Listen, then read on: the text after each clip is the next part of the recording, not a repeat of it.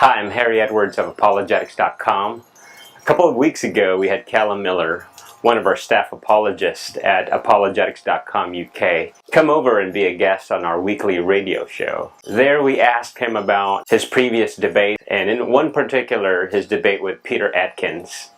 And that's an impressive thing all by itself, and I think that shows a lot of courage. But listening to him talk about his experience, I was encouraged by his approach to debate and its ultimate purpose. He shows a lot of maturity for someone who is now just getting into the debate scene. I believe we could all learn a thing or two about the way Calum uses the art and science of debate to persuade others about the truth claims of Christianity. We were able to take a video of this interview, and so I want to show that to you right now. Dynamic was strange because, especially after the debate, I got a lot of things like, oh, Peter Atkins was so nasty to you and said some mean things. Whereas actually you kind of expect that in a debate context. Most people expect in a debate context there's going to be a bit more like cattiness kind of thing going on. Whereas outside of the debate, we got on fine, and we were very friendly and we exchanged emails afterwards and wished each other well and everything. So I think even though that might not necessarily have come across in the debate, we still had that kind of as a background and as an underlying thing. Is that more of a British thing, though, just trying to be proper and nice? And to some extent, yes, but I was I was also trying to be nice, genuinely and sincerely, okay. And hopefully I achieved it, and hopefully Peter Atkins thought I did as well. In terms of where I kind of got the boldness from, I think it's hard to say, really. I think it's partly that I've never been too afraid of public speaking just personally. And so for some people, that's just something that is either something that's true of them or something that's not so true of them. I've always been relatively okay with public speaking. But I think it's also a nice example of how God can kind of turn certain bad things about people into things for his good and for the good of others.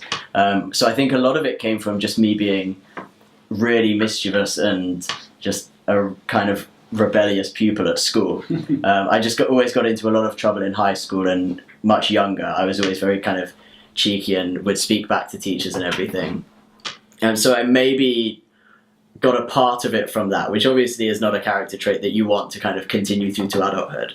But in the same way, it's something that God managed to use, I think, in that I'm fairly confident talking to kind of authority figures and people like that, and I don't feel kind of too afraid of talking to them. So that might be where it came from, if I'm being more honest about it. And so the idea here is that this is a theorem in probability theory. And the idea is that we want to know, basically, when we do historical investigation, we want to know how probable is it that Jesus rose from the dead. And that's kind of the aim of what we're doing. When we talk about all the evidence, we're talking and asking questions like, how probable does all the evidence make the resurrection? Did it probably happen? Did it probably not happen? And how much uncertainty is there? Is it something that's really, really super probable, or is it only a bit probable? Or, like some people think, is it not probable at all? And so all Bayes' theorem is just one way of helping us to kind of link some of our reasoning together and understand how evidence plays into things. And so the theorem basically says that the probability of the resurrection, given all the evidence we have, so once we've taken into account all the evidence, the probability of the resurrection is proportional to two kind of factors, and these two factors multiply together to give you the final probability. And so it's a nice, neat way of breaking down kind of two aspects of how strong the case for the resurrection is. And one of these is what's called the prior probability of the resurrection, and that might be a term that people hear a lot if they start talking about probability and Bayesian kind of stuff. And that just means the probability of the resurrection before we look at the evidence.